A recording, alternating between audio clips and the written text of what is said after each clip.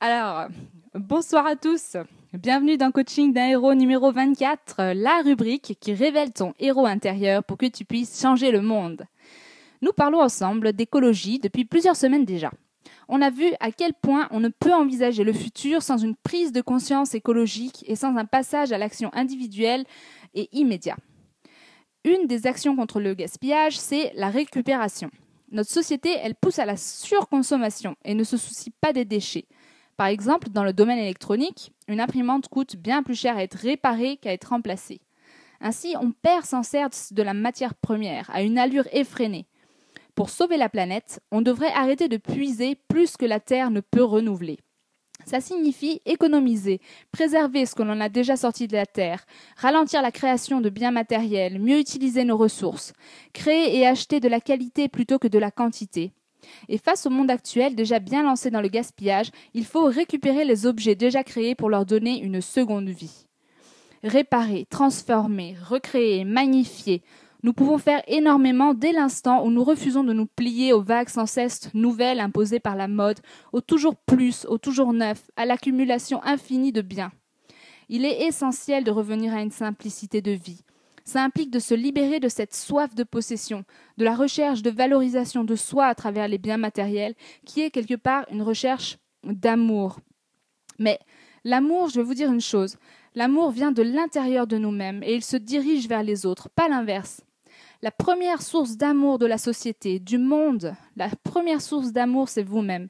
Vous êtes la clé. Créez l'amour à l'intérieur de vous. Créez-le pour vous. Éprouvez-le. Ressentez-en la vérité, la plénitude. Ce n'est que ainsi que vous pourrez le partager et le faire ressentir à la hauteur de ce qu'il est réellement.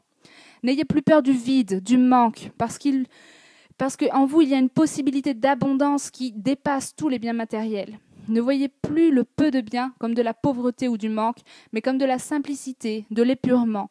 Sentez-vous comblé, satisfait, serein, en paix.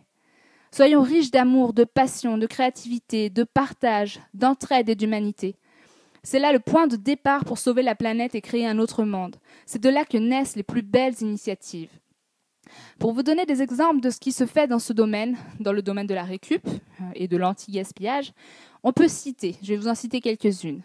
Vous avez les boutiques de seconde main, on y achète des vêtements encore en bon état donnés par des gens qui n'en veulent plus, afin de leur faire vivre une deuxième vie pour un prix ridiculement bas. Pareil avec les objets, récupérés dans des décharges, sur les poubelles des trottoirs ou directement par des dons. Ils sont retapés, avec plusieurs objets on en refait un, puis on les revend à bas prix, qui est accessible au plus grand nombre. Il existe également des initiatives de brocante gratuites où les gens viennent donner leurs affaires au lieu de les vendre. C'est génial ça. On appelle ça des gratiférias. Il y a le covoiturage. Il y a des sites internet bien organisés où on s'inscrit si on veut proposer une place dans sa voiture pour un trajet. Ça permet aux autres de nous contacter pour partager le trajet avec nous. Ainsi, on gaspille moins d'essence et on a moins de frais de transport.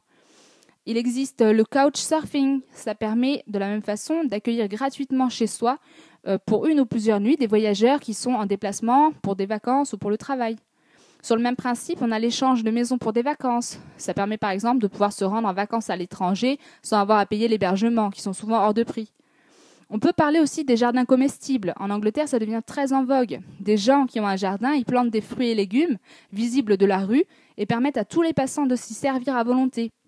De la même manière, on peut citer les associations qui récupèrent les aliments jetés par les grandes surfaces et les redistribuent autour d'eux à ceux qui le veulent et à ceux qui en ont besoin.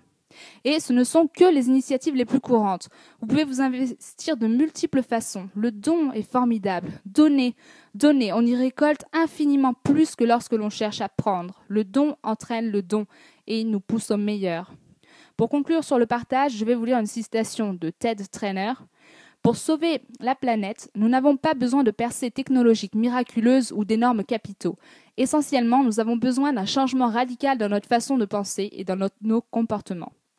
Merci de votre écoute. Vous pouvez retrouver mes vidéos sur www.change-le-monde.com et vous pouvez retrouver ma rubrique dans le magazine d'enquête spirituelle, le Super Magazine.